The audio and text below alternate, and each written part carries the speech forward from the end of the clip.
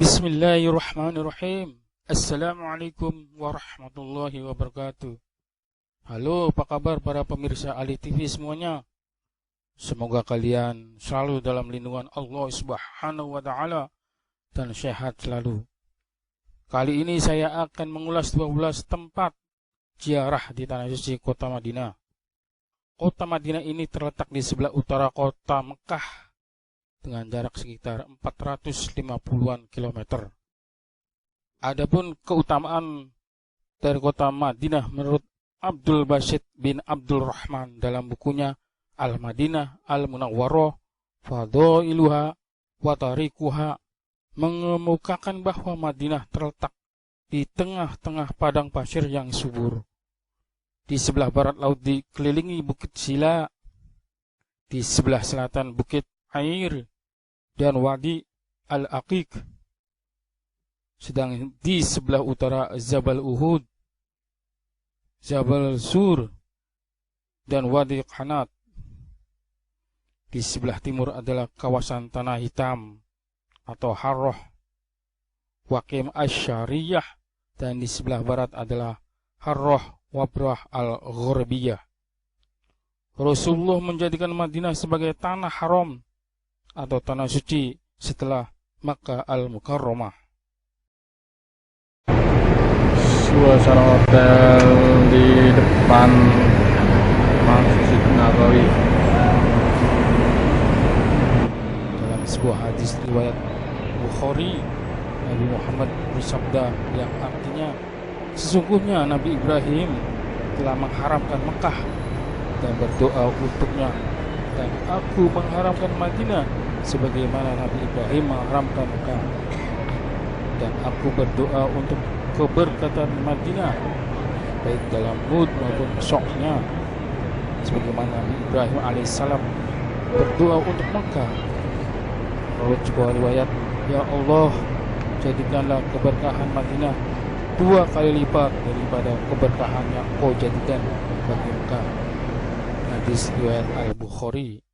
Oke, para pemirsa Ali TV, langsung saja kita mengulas 12 tempat ziarah di tanah suci kota Madinah.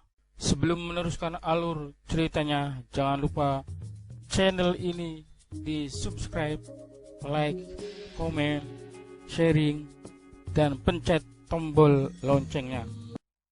Yang pertama, Masjid Nabawi. Sholat di Masjid Nabawi nilainya sangat tinggi, sebagaimana sabda Nabi Sallallahu Alaihi Wasallam yang artinya dari Jabir radhiyallahu an, sesungguhnya Rasulullah Sallallahu Alaihi Wasallam bersabda, sholat di masjidku lebih mulia nilainya 1000 kali lipat daripada sholat di masjid lain, kecuali di Masjidil Haram, dan sholat di Masjidil Haram lebih mulia nilainya 100.000 kali lipat daripada sholat di masjid lain. Hadis riwayat Ahmad. Adapun sejarah berdirinya Masjid Nabawi adalah pada waktu Rasulullah SAW masuk Madinah, kaum Ansor mengeluk-elukan beliau. Masjid Nabawi di sore hari, serta menawarkan rumah untuk beristirahat. Namun Rasulullah SAW menjawab dengan bijaksana, biarkanlah unta ini berjalan, karena ia diperintah oleh Allah Subhanahu wa taala. Setelah sampai di hadapan rumah Abu Ayyub Al-Ansori, unta tersebut berhenti. Kemudian beliau dipersilahkan oleh Abu Ayyub tinggal di rumahnya. Setelah beberapa bulan di rumah Abu Ayyub Al-Ansori, Nabi mendirikan masjid di atas bidang tanah yang sebagian milik As'ad bin Zurarah diserahkan sebagai wakaf, sebagaimana lagi dibeli dari milik anak yatim Sahal dan Suhail, anak Amir bin Amarah, di bawah asuhan Mu'az bin Atrah. Waktu membangun masjid, Nabi meletakkan batu pertama, selanjutnya kedua, ketiga, keempat, dan kelima. tempat masuknya makam Rasulullah, makam Abu Bakar As-Siddiq, makam Umar bin Khattab, masing-masing oleh sahabat Abu Bakar, Umar, Utsman, dan Ali. Kemudian dikerjakan dengan gotong royong sampai selesai. Pagarnya dari batu tanah setinggi kurang lebih 2 meter. Tiang-tiangnya dari batang kurma, atap dari pelepah daun kurma.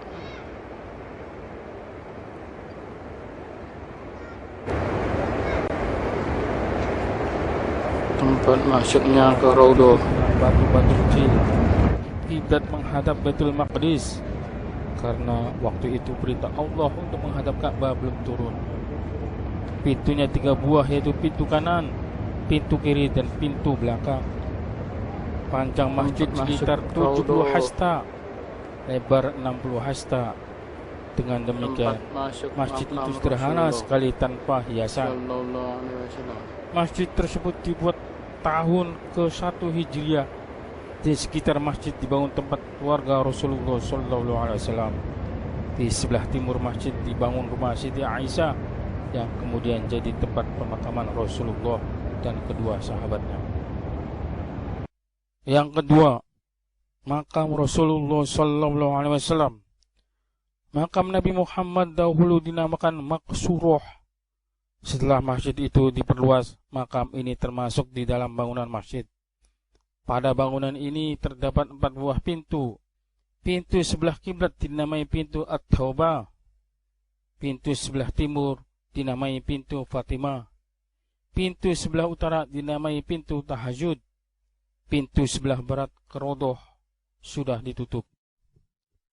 Dalam ruangan ini terdapat 3 buah makam, yaitu makam Rasulullah, makam Abu Bakar, dan makam Umar bin Khattab. Waktu ziarah ke makam Rasul dan Raudhah, Masjid Nabawi berbeda dengan Masjidil Haram Makkah yang terbuka untuk jemaah selama 24 jam. Karena Masjid Nabawi hanya dibuka pada jam 3 sampai jam 10 malam, waktu Saudi Arabia. Maka waktu untuk ziarah diatur sebagai berikut. Jemaah haji perempuan dapat mengunjungi Raudhah dan ziarah ke makam Rasulullah pada pukul 7 sampai dengan 10 dan pukul 13.30 sampai dengan pukul 15 waktu Saudi Arabia.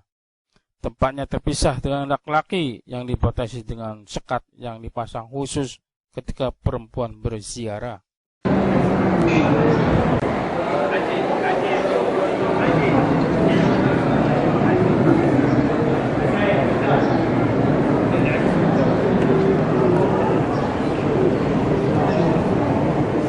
makam Rasulullah sallallahu alaihi wasallam,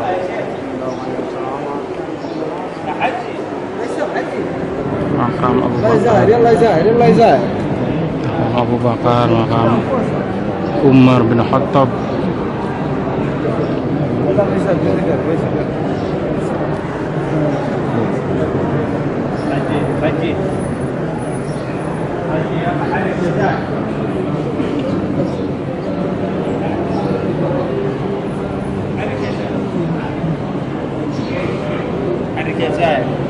يا زاهر حرك يا شيخ.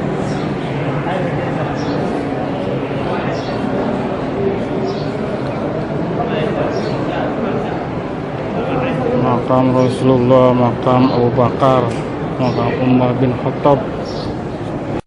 Yang ketiga, makam Baqi al-Gharqad. Baqi al-Gharqad adalah tanah kuburan sejak zaman jahiliyah sampai sekarang. Jemaah haji yang meninggal di Madinah dimakamkan di Baqi. Letaknya di sebelah timur dari Masjid Nabawi.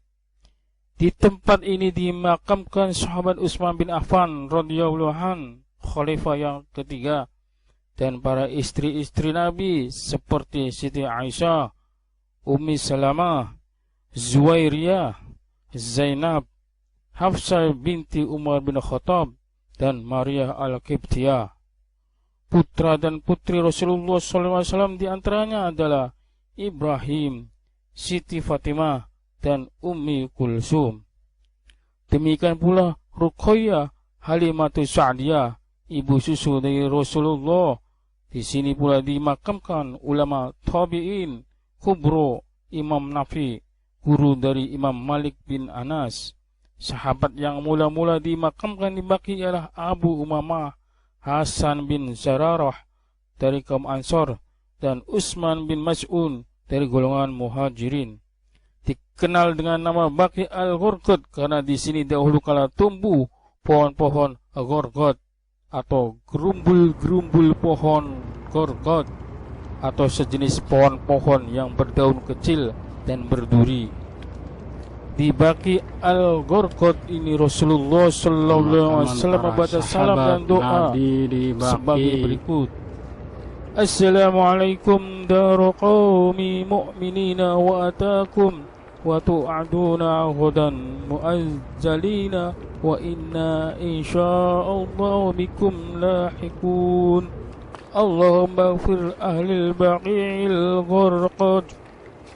Rawahu Muslim, yang artinya, mudah-mudahan sejahtera atas kamu sekalian wahai penghuni tempat kaum yang beriman. Apa yang dijanjikan kepadamu yang masih ditangguhkan Masjid besok Nabawi. pasti akan datang kepadamu, dan kami insya Allah akan menyusulmu. Ya Allah, ampunilah ahli Baqi al-Ghurqad. Hadis riwayat Muslim. Yang keempat, Masjid Quba. Masjid Quba adalah sebuah masjid yang terletak di daerah Quba. Quba ini terletak kurang lebih 5 km sebelah barat daya Madinah. Waktu Nabi Muhammad berhijrah ke Madinah, orang-orang pertama yang menyongsong kedatangan Rasulullah adalah penduduk Quba. Karena orang-orang Quba dan Madinah belum mengenal Nabi, maka tatkala Nabi bersama pengiring tunggalnya, yaitu Abu Bakar As-Siddiq, datang dengan berpakaian yang sama-sama putih, mereka ragu-ragu mana yang Nabi. Hal ini menarik perhatian Abu Bakar untuk menghilangkan keraguan-raguan mereka. Maka Abu Bakar memegang selendangnya dan dilindungkan di atas kepala Nabi. Dengan demikian, para penjemput mengerti yang mana Nabi. Kedatangan Nabi di Quba pada hari Senin pada tanggal 12 Rabiul Awal tahun 13 kenabiannya atau tahun 53 dari kelahiran beliau. Menurut keterangan Mahmud Pasha al-Falaki, seorang ulama ahli falak terkenal di Mesir, bahwa hari kedatangan Nabi di Quba adalah bertepatan dengan tanggal 20 September tahun 622 Masehi. Dan pada waktu itu di Quba beliau menempati rumah Kalsum bin Hadam dari kabilah Amir bin Auf. Di Quba inilah beliau mendirikan masjid di atas sebidang tanah milik Kalsum bin Hadam yang dibelinya. Batu pertama diletakkan oleh Nabi sendiri, kemudian berturut-turut diletakkan oleh Abu Bakar, oleh Umar, oleh Utsman, dan Ali bin Abi Thalib. Selanjutnya dikerjakan oleh sahabat Muhajirin dan Ansor sampai selesai. Masjid Quba adalah masjid yang pertama-tama didirikan oleh Nabi Muhammad, dan masjid ini dibangun oleh Nabi 2 kali. Pertama ketika kiblatnya menghadap Baitul Maqdis, yang kedua ketika kiblatnya menghadap Baitullah. Dalam membangun masjid ini beliau dibantu malaikat Jibril yang memberi petunjuk kiblat masjid tersebut. Letak Masjid Quba saat itu berada di sudut perempatan jalan, tidak jauh dari jalan baru yang menghubungkan Madinah, Makkah, dan Jeddah. Rasulullah SAW mementingkan mendatangi masjid ini di setiap hari Sabtu, sebagaimana dalam sabdanya yang artinya, setiap hari Sabtu Rasulullah SAW mendatangi Masjid Quba berkendaraan atau berjalan kaki, dan beliau sholat sunnah 2 rakaat di dalamnya. Rasulullah SAW memberikan dorongan, menganjurkan datang ke Masjid Quba, seraya berkata, siapa saja yang bersuci, membersihkan diri dari najis dan hadas di rumahnya, kemudian datang ke Masjid Quba dan sholat di dalamnya, maka ia mendapatkan pahala seperti pahala umroh. Hadis riwayat Ahmad, Nasai, Ibnu Majah, dan Hakim. Yang kelima, Jabal Uhud atau Bukit Uhud. Jabal Uhud adalah nama sebuah bukit terbesar di Madinah. Letaknya kurang lebih 5 km dari pusat kota Madinah, berada di pinggir jalan lama Madinah Makkah. Di lembah bukit ini pernah terjadi perang dahsyat antara kaum muslimin sebanyak 700 orang melawan kaum musyrikin Mekah sebanyak 3.000 orang. Dalam pertempuran tersebut yang gugur sampai 70 orang syuhada, antara lain Hamzah bin Abdul Muthalib, paman Nabi Muhammad. Perang Uhud terjadi pada tahun ketiga Hijriah, waktu kaum musyrikin Mekah sampai di perbatasan Madinah. Umat Islam mengadakan musyawarah bersama para sahabat yang dipimpin oleh Nabi. Banyak para sahabat mengusulkan agar umat Islam menyongsong kedatangan musuh di luar kota Madinah. Usul ini akhirnya disetujui oleh Nabi Muhammad SAW. Nabi menempatkan beberapa orang pemanah di atas gunung Arimah di bawah pimpinan Mus'ab bin Umair untuk mengadakan serangan-serangan bila mana kaum musyrikin mulai menggempur kedudukan umat Islam.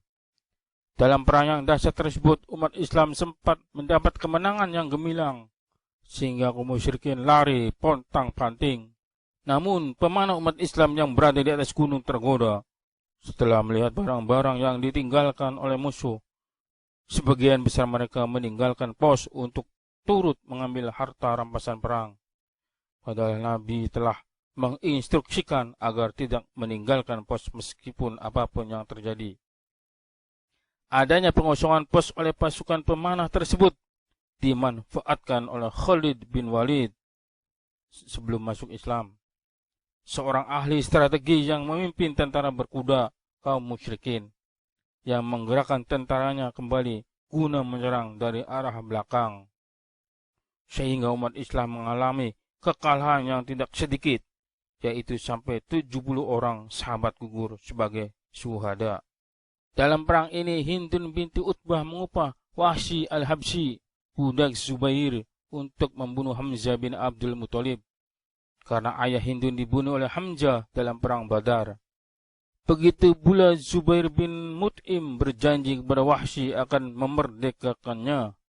Nabi Muhammad sendiri dalam peperangan tersebut mendapat luka-luka dan beberapa buah giginya tanggal. Para sahabat-sahabatnya yang menjadi perisai Nabi gugur karena badannya penuh dengan anak panah.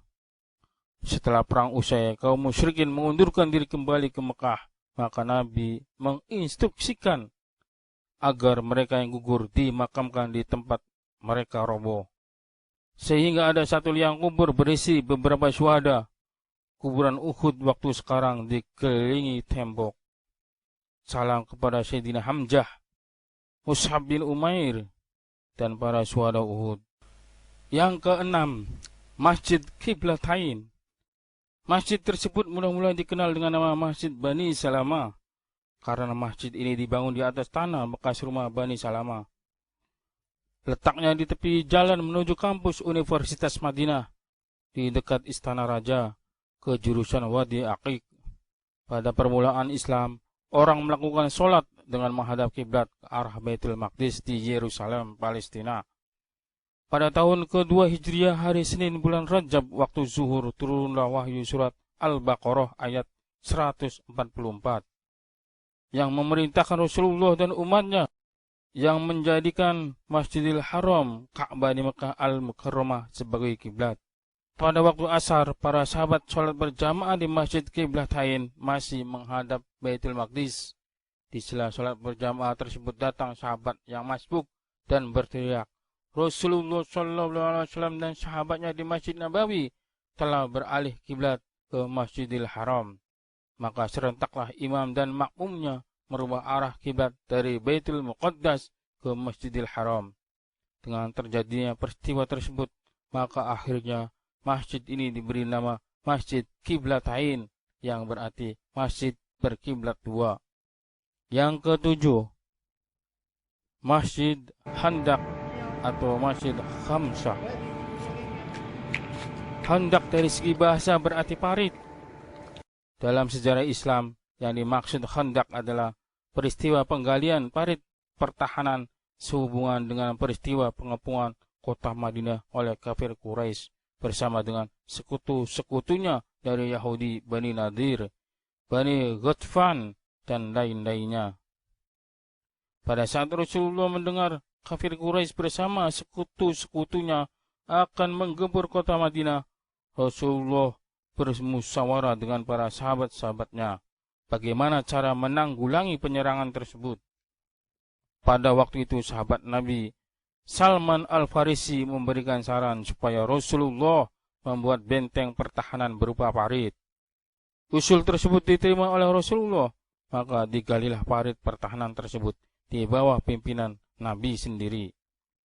Peristiwa pengepungan kota Madinah ini terjadi pada bulan Syawal tahun ke-5 Hijriah. Peninggalan perang Khandaq yang ada sampai sekarang hanyalah berupa 5 buah pos yang dulunya berjumlah 7, yang menurut sebagian riwayat tempat tersebut adalah bekas pos penjagaan dan sekarang ini dibangun masjid yang megah di Khandaq.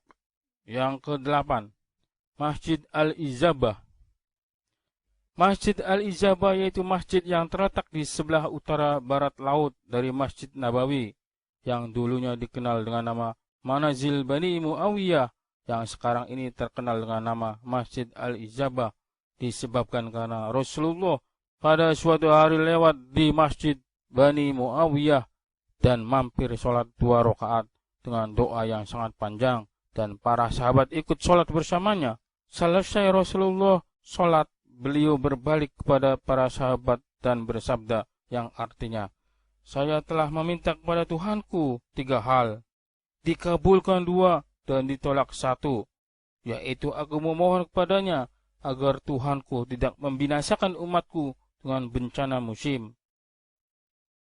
Maka Tuhanku mengabulkannya, dan aku memintanya untuk tidak menghancurkan umatku dengan bencana tenggelam. Maka Tuhanku mengabulkan. Lalu aku memohon kepada Tuhanku untuk tidak terjadi derita karena permusuhan di antara mereka. Maka Tuhanku menolaknya. Hadis riwayat Muslim. Yang ke-9, Masjid Jum'ah. Masjid Jum'ah terletak kurang lebih 500 meter sebelah utara Masjid Quba, yaitu suatu tempat yang dulunya ditempati oleh Bani Salim bin Auf. Rasulullah mampir ke tempat tersebut. Lalu tibalah waktu sholat zuhur pada hari Jumat. Maka Rasulullah sholat 2 rakaat didahului 2 khutbah. Dan inilah merupakan sholat berjamaah Jumat pertama yang dilaksanakan oleh Rasulullah. Walaupun perintah sholat berjamaah Jumat telah turun sebelum itu, yaitu sewaktu Rasulullah masih berada di Mekah, dan Rasulullah tidak melaksanakannya karena menghindari azab musyrikin Mekah. Akan tetapi pada waktu itu Mus'ab bin Umair telah melaksanakannya di Kuba, di tempat Bani Amr bin Auf yang nantinya menjadi bagian dari Masjid Kuba yang dibangun oleh Rasulullah di saat berhijrah. Di riwayat yang lain disebutkan sahabat pertama yang melaksanakan sholat berjamaah Jumat sebelum Rasulullah ialah As'ad bin Zurarah. Adapun khutbah yang disampaikan Rasulullah di masjid ini yang selanjutnya disebut dengan Masjid Jum'ah merupakan khutbah pertama yang disampaikan Rasulullah dalam sholat Jumat. Yang ke-10, Masjid Abi Dzar Al-Ghifari. Masjid ini dahulunya dikenal dengan nama Masjid Al-Bukhair, yaitu masjid yang dulunya terletak di sebuah perkebunan sekitar 650 meter dari Masjid Nabawi. Masjid ini dikenal juga dengan nama Masjid As-Sajadah karena Rasulullah pernah mampir ke masjid ini dan sholat 2 rakaat. Sedangkan sujud akhirnya panjang sekali, sehingga saking panjangnya sahabat mengira dan khawatir Rasulullah telah meninggal dalam sujudnya. Setelah itu beliau bangkit dan menyelesaikan sholatnya. Selepas sholat, sahabat Abdurrahman bin Auf bertanya kepada Rasul tentang sujudnya yang panjang dan kekhawatiran mereka atas wafatnya Rasul dalam sujud. Maka Rasulullah menjawab yang artinya, sesungguhnya Jibril menghiburku bahwasanya siapa saja bersolawat kepadaku, Allah Subhanahu wa Ta'ala akan solawat pula kepadanya, dan siapa saja yang memberi salam kepadaku, niscaya Allah akan memberi salam pula kepadanya. Hadis riwayat Baihaqi dan Imam Ahmad. Berdasarkan peristiwa tersebut, masjid ini juga dikenal dengan nama Masjid Sholawat. Yang ke-11, Masjid Ghamamah. Masjid Ghamamah artinya masjid mendung atau awan tebal. Terletak di arah barat daya Masjid Nabawi kurang lebih 500 meter. Lokasi masjid ini pada zaman Rasulullah merupakan alun-alun atau tanah lapang di tengah-tengah kota. Setiap sholat hari raya Idul Fitri atau Idul Adha, Nabi selalu melaksanakan di alun-alun ini. Juga pada waktu sholat istisqa, sholat minta hujan. Karena pada acara-acara tersebut Nabi memerintahkan semua kaum muslimin mengikutinya, termasuk para wanita yang sedang haid. Ketika Nabi Muhammad dan penduduk kota Madinah melakukan sholat minta hujan, belum lagi acara itu selesai, sudah datanglah mendung, kemudian menurunkan hujan. Dari riwayat lain dikatakan, pada suatu ketika Nabi khutbah Idul Fitri terlalu panjang atau lama, sehingga para jamaah gelisah karena terik matahari. Datanglah mendung atau awan tebal yang menutupi matahari hingga acara selesai. Untuk mengingatkan acara ini, dibangunlah sebuah masjid yang diberi nama Masjid Ghamama, yang berarti awan atau mendung. Masjid ini sampai sekarang masih digunakan sholat 5 waktu bagi orang-orang di sekitarnya. Namun tidak lagi digunakan tempat sholat Idul Fitri, Idul Adha, Istisqa atau sholat Jumat. Yang ke-12, Masjid Bir Ali. Masjid Al-Muhrim adalah nama lain dari Masjid Bir Ali yang ada di Zulhulaifah. Dinamakan Masjid Al-Muhrim karena di masjid inilah Rasulullah dan para sahabat mengambil mikot untuk ihram hajinya. Karena itu masjid ini disebut juga dengan Masjid Mikot. Masjid Muhrim sendiri terletak di Lembah Akik, kira-kira 15 km dari Masjid Nabawi. Masjid Al-Muhrim ini diberi pula nama Masjid Bir Ali atau Zulhulaifah, karena di tempat inilah dulu Sayyidina Ali bin Abi Thalib mengisolir diri saat beliau menghindari memberikan baiat khilafah kepada sahabat Utsman bin Affan. Demikian para pemirsa Ali TV, ulasan tentang 12 tempat ziarah di tanah suci kota Madinah Al-Munawwarah. Mudah-mudahan bisa bermanfaat.